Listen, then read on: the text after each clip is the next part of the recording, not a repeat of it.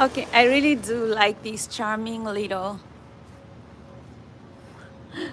art, like doors like this.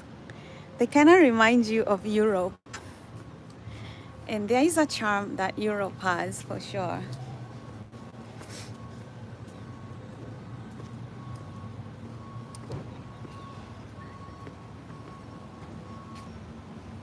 Look at that charming little mermaid.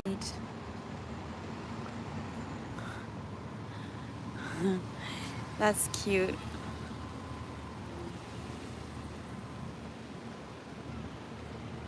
I'm here in Newport Beach taking my walk.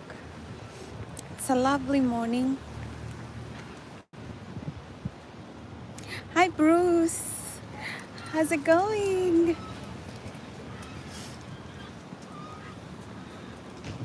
I'm here in Newport Beach. I'm at the beach going for a walk. You can see beautiful girls.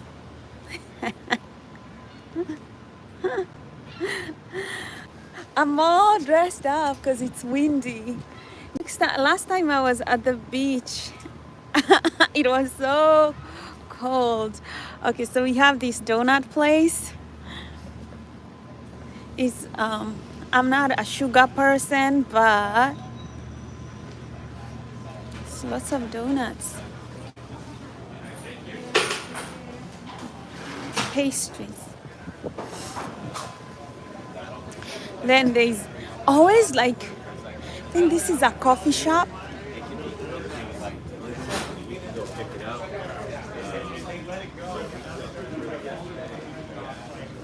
Pretty cool. You can come here in the morning. I think it's a bar. It's they call it, it's a deli for breakfast. And actually, you know what? I've never thought about coming over here and working a little bit, but I might just make this my new coffee place. But I don't like alcohol. Just coming to work. It's a lovely day. I just came here for a morning walk because I do morning walks. That's like my thing. I do in the morning. I go out for a walk, and I like to take you guys with me on a walk, and then, before I go edit my videos. Oh, look at these. Are these morning glories? I don't know what these flowers are. This is called beach ball. It's for cocktails, and it's open at 6 a.m.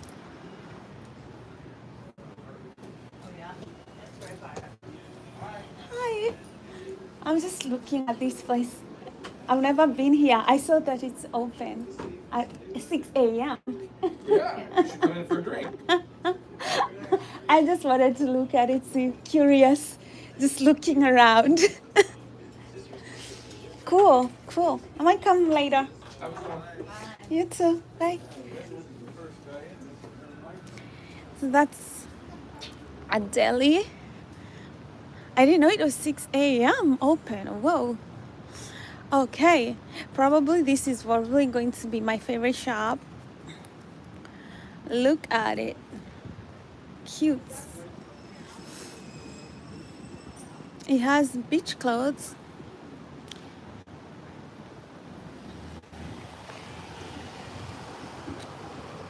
If you want Hawaii shirts, bags. There.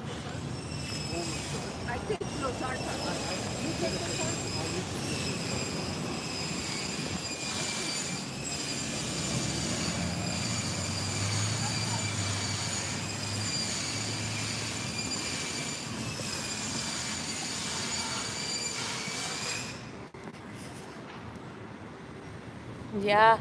This is the Newport Beach Pier. Lots of things happening here. Just Newport Beach stuff. I mainly just come here to walk because in Newport Beach I've noticed it's just a lot of like places to drink and eat, and I'm into fitness, Um, so I'm not a drinker. I don't drink. I don't smoke. I'm just into fitness. That's my thing, and good mental health. So after, if you don't drink too much or party, then there's not much you can do around here apart from like take walks. Um, which, you know, to each his own. I'm surprised at how early these shops open, but I can imagine they all want to make some money and stay in business. So this is another cute place that you can, people there eating.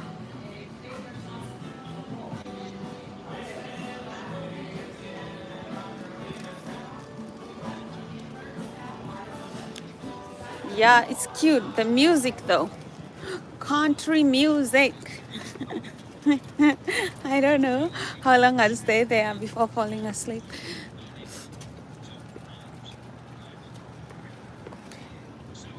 So you can see the beach a little bit. Most of it was being hidden by the parking lot. It's a hotel. I want to sleep in this hotel. This is a hotel, Newport Beach Hotel. I've never actually seen it.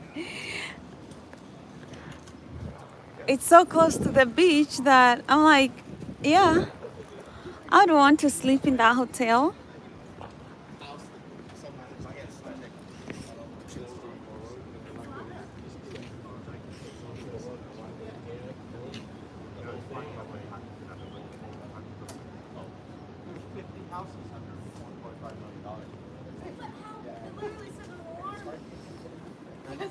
Yeah, they just, I don't know. It's about the same, but everyone wants to be here. And it's the dude that, you know, the kids, your kids. Yeah. See you, Jordan. Your kids, my kids. So people come and rent vacations homes like this ones. Like most people who are living in these vacations homes, they are renting. It's not like they are home. A lot of people rent. So you can come here and kind of rent a place by the beach and have a holiday, have some nice thing going on. So it's really whatever you like.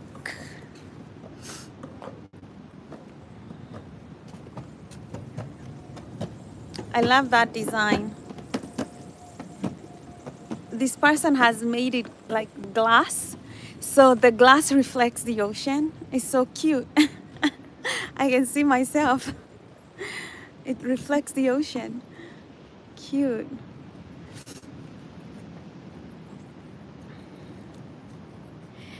So today I was listening to motivation, and they said something that really stuck with me because I've always kind of felt this way. Like, you know, when you feel invisible to people, or like people kind of don't want to recognize you, or they kind of like they don't see you, you're there, but it's kind of like you're in the shadows. And so he was talking about how you go Machiavellian on some things, okay? You just become Machiavellian. Don't, if people don't choose not to see you, let them not see you. Let them not see you. Let them underestimate you. Let them do, let them continue ignoring you, but make your plans and execute them. And don't tell them about your plans. Let them think that you're, you know, you got nothing going on, because that's what they want to see anyway. And you don't want to talk a lot and start proving yourself. Silence is powerful. Silence is one of those things. I like flowers like this, that you just let them underestimate you and you keep moving in silence, you know, until you you make all your traps, you make all your positions in silence, and then when they are ready to see you and ready to recognize your power, it's already too late for them because they didn't see you coming. And you can use that ability of people not wanting to see you or people underestimating your power to just slowly make plans, slowly walk in silence, and do everything that you need to do. This is cute, by the way. Let me show you. I kind of love when they put succulents like this. I don't know if this is a hotel or someone's house or it's a vacation rental. It looks like a vacation rental, but it looks good.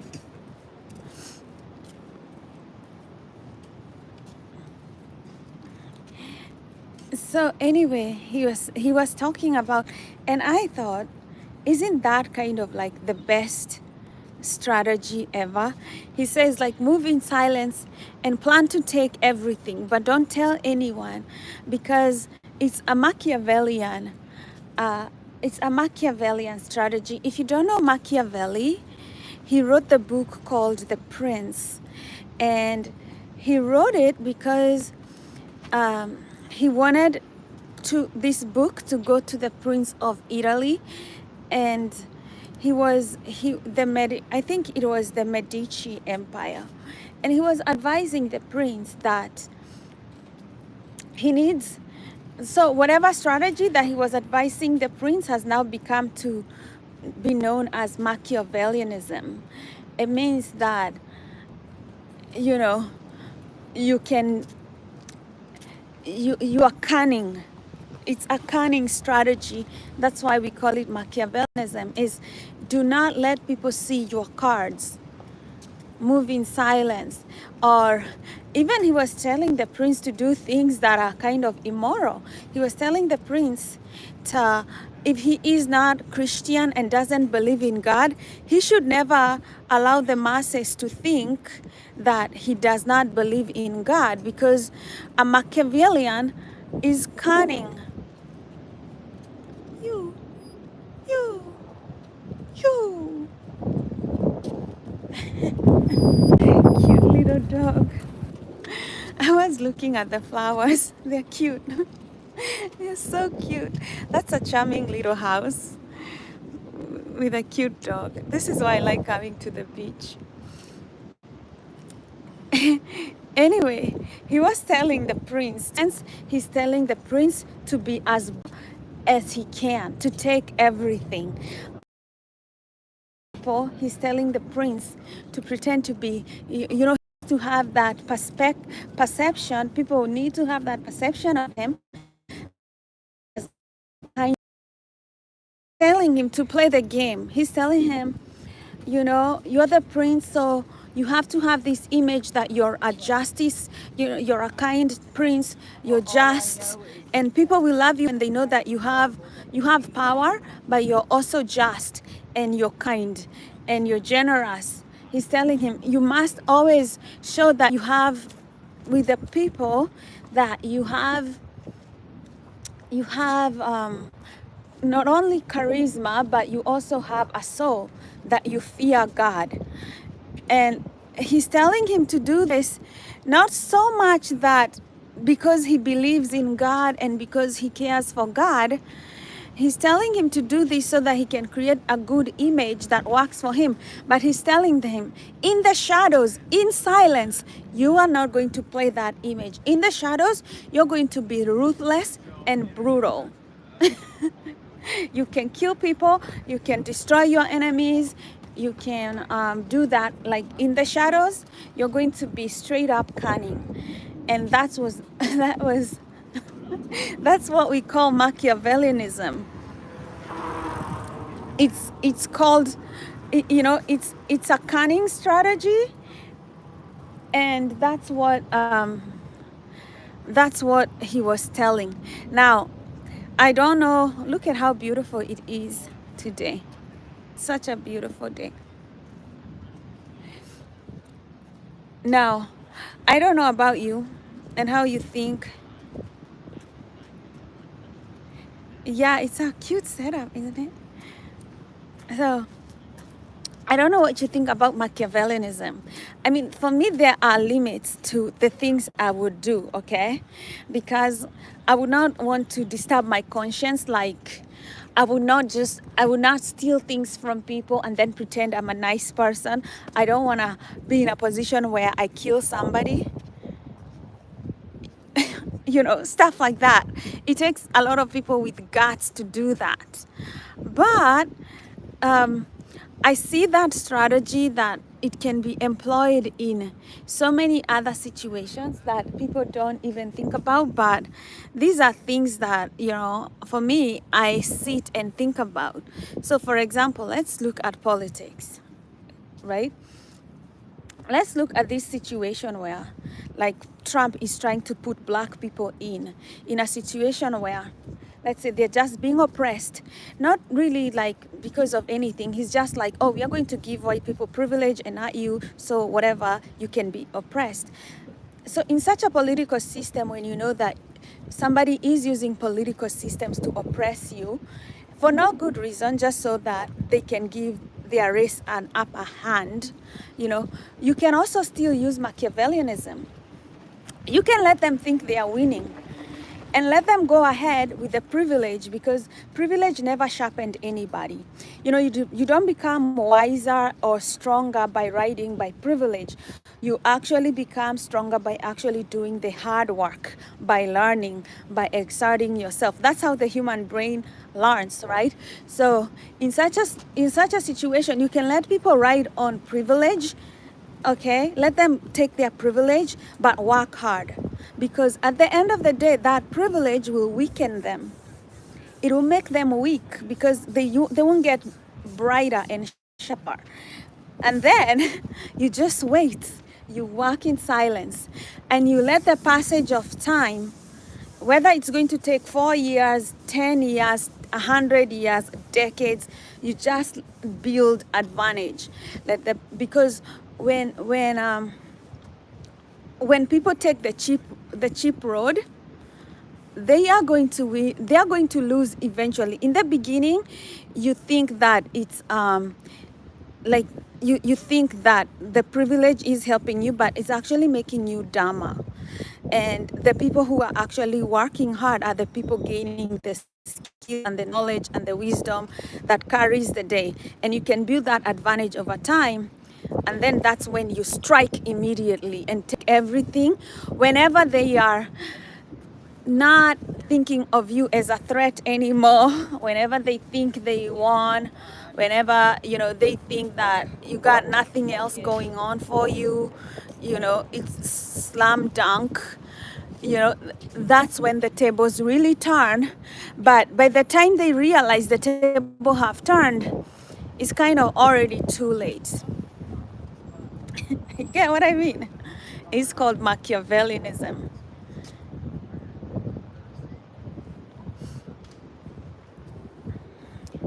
Or that's a political situation, far-fetched. But it could also be the people who underestimate you in your family, in your relationships. Okay? It's called Machiavellianism. Let them let them work hard in silence. And when you do,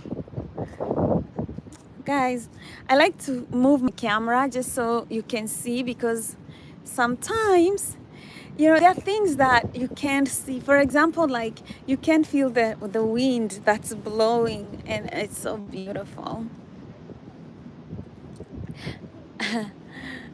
So Machiavellianism is a strategy where you become cunning, and especially when you're not in a position of lots of power, you can still become very cunning, and you can you can do a lot of damage by just moving in silence. So that was my word of wisdom for this morning. it's windy. I've noticed like the last few times I've come to the beach, whether it's in Laguna or here or Corona del Mar, that it's been windy in the morning every time I go to the beach. So it's good to carry a jacket at this time, even though it's, you know, it's the spring and it's a lot hotter compared to the winter. It still kind of can get chilly. Oh my God.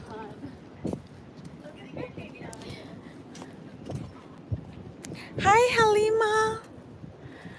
I'm here at the beach, enjoying to see people's little homes. Um, it's cute. It's lovely. People here are working out, enjoying the sun. And I was like, okay. Some, you can come here, you can rent a place. And here in Newport, all these are, most of them are vacation homes. You can rent, come have a good time at the beach with your family and friends, you know, ride the bike. Or just sit and enjoy nature.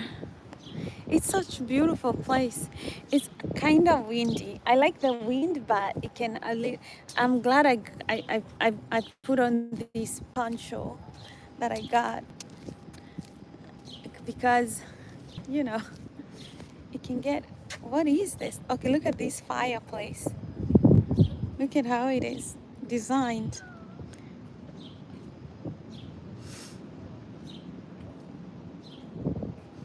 Okay, I'm gonna go back.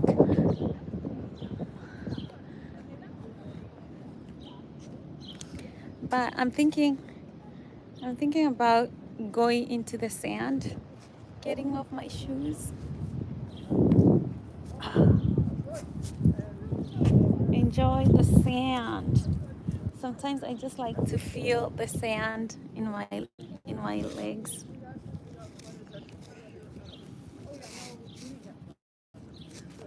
Ooh, let's do this.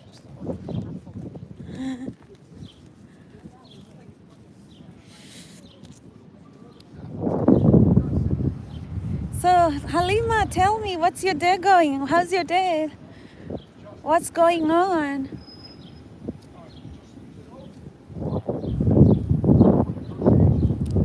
Anything fun happening at work, at school, with family, friends? What's going on?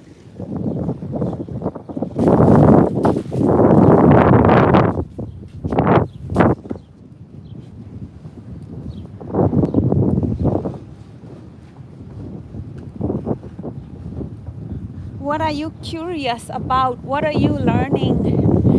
What is making you grow and thrive?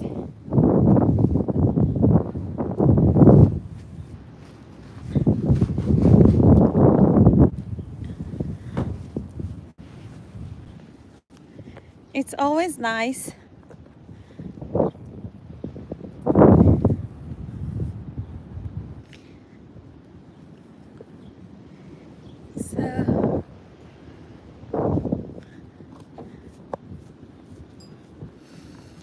So this is the Newport Beach Pier. It's a really beautiful beach.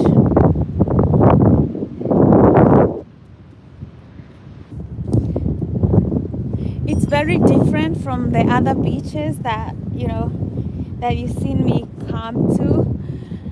This can get a little bit busy. But to be honest, I find it quite boring. Because look at it. You know, it's just like empty.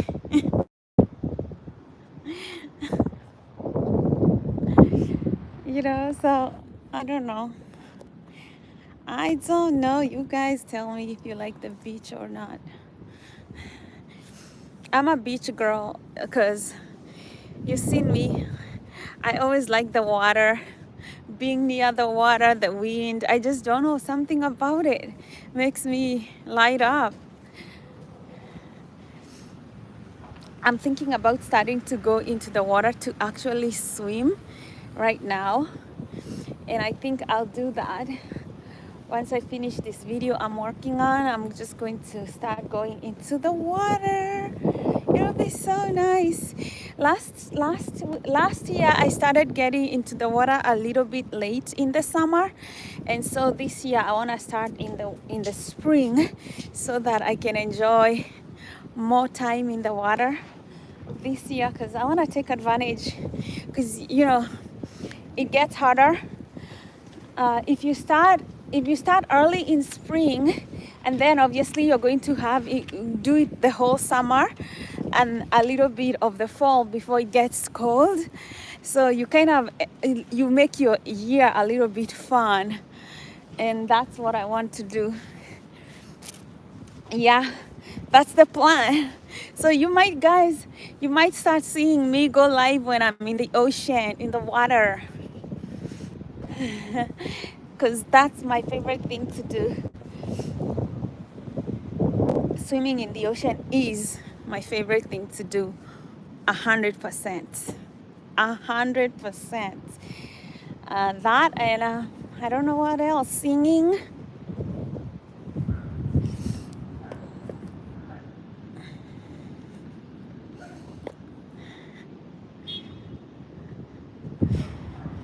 Yeah, you'll see a lot of people get their coffee and just come here, just walk, just feel the ocean, sleeping. That's where we're coming from.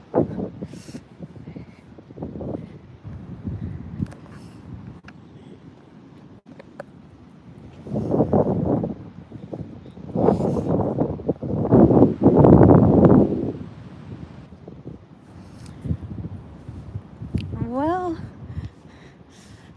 it's really nice. If you had a choice, and if you ever get a choice in your life to live near the ocean, live near the ocean. Live near the ocean.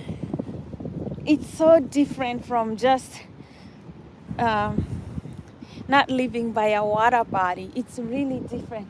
And I think it depends also on somebody's personality and what kind of a person you are.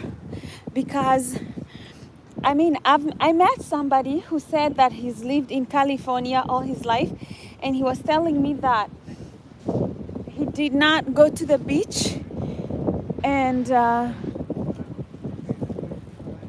he told me he did not fancy the beach life. He just did not like the beach life, and he hadn't been to the ocean or near the ocean for the last 10 years.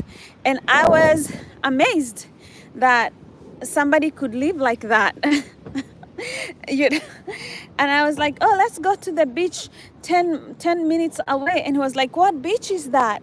He didn't even know Corona del Mar, and he's lived here all his life. So, there are people who don't care much for the beach at all. And then I met this guy. He's been born here in California, and he says, well, I like the mountains because I was born near the beach and I've lived near the beach all my life. So I guess for him, it don't matter. He was born, he's been at the beach all his life, so he prefers the mountains.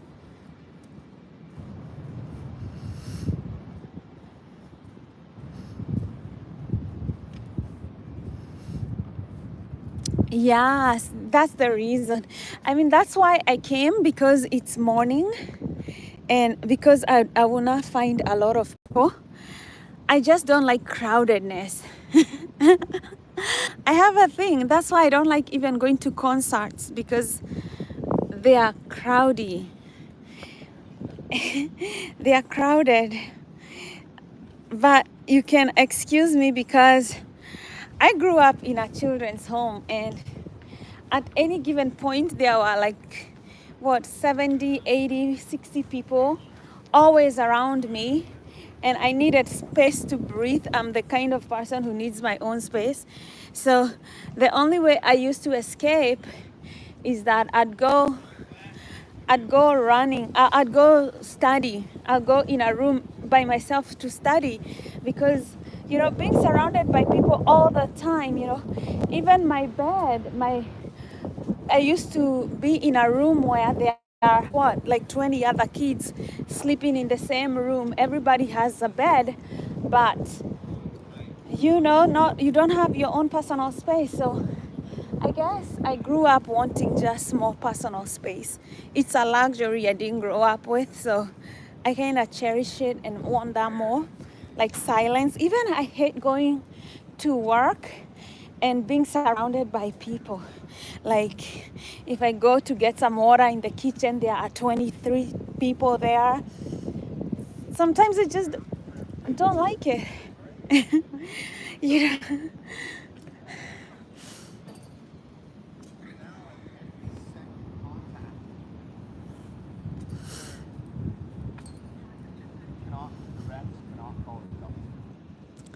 So like if I'm back here and the libero digs a ball and the center comes here, throws one of those up, they can't call. Which is just so and now just chuck a ball like yeah, so like they can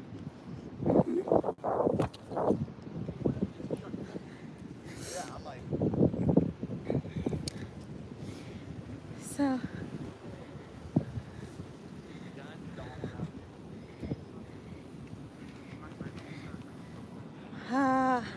let me get some sun now. It's not that hot. I can take off this poncho, get a little bit of some sun. Oh my goodness, my eyes. I'm getting some sand. Terrible.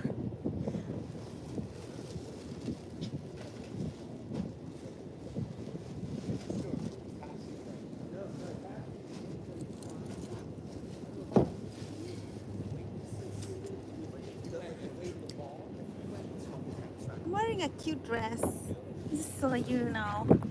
You see?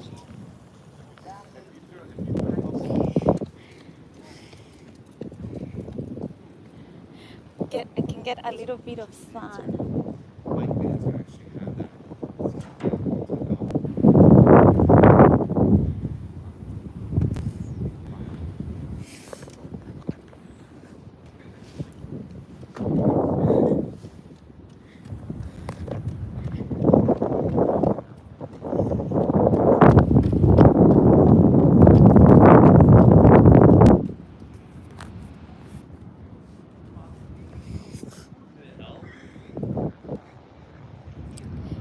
Oh, it's so nice to get some sun. Vitamin D. I'm actually, my doctor told me I'm vitamin D deficient. It's very hard to get some sun, like to get vitamin D levels up in your system. Just like it was so difficult for me to get iron levels up in my system. So I forgot to do a vitamin D in like injection.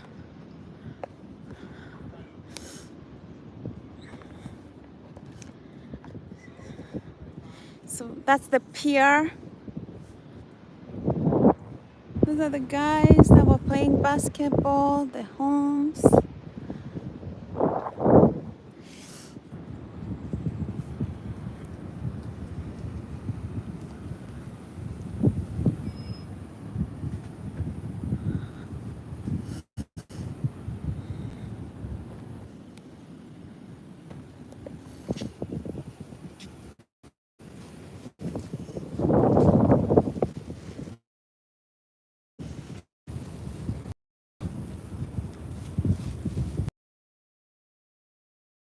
Oops. Cute day at the beach. It's so nice to just walk and feel the sun. Ah, you see how the sun brightens up my smile just because it's the sun? Oh.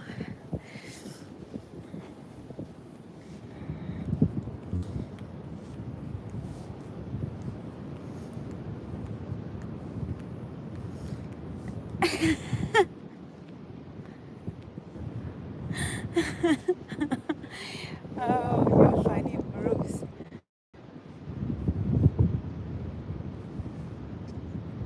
I know, right? Like being overwhelming.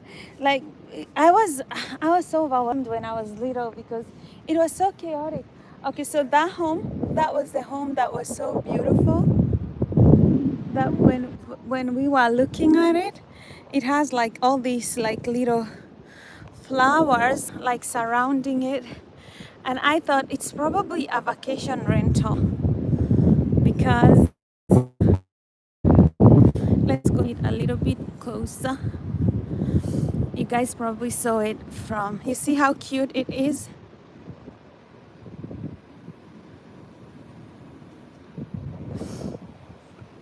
Yeah. Most people who buy these homes, I think they bought it long time ago, so it's kind of like generation wealth, and they leave it for their children. They put it in a trust.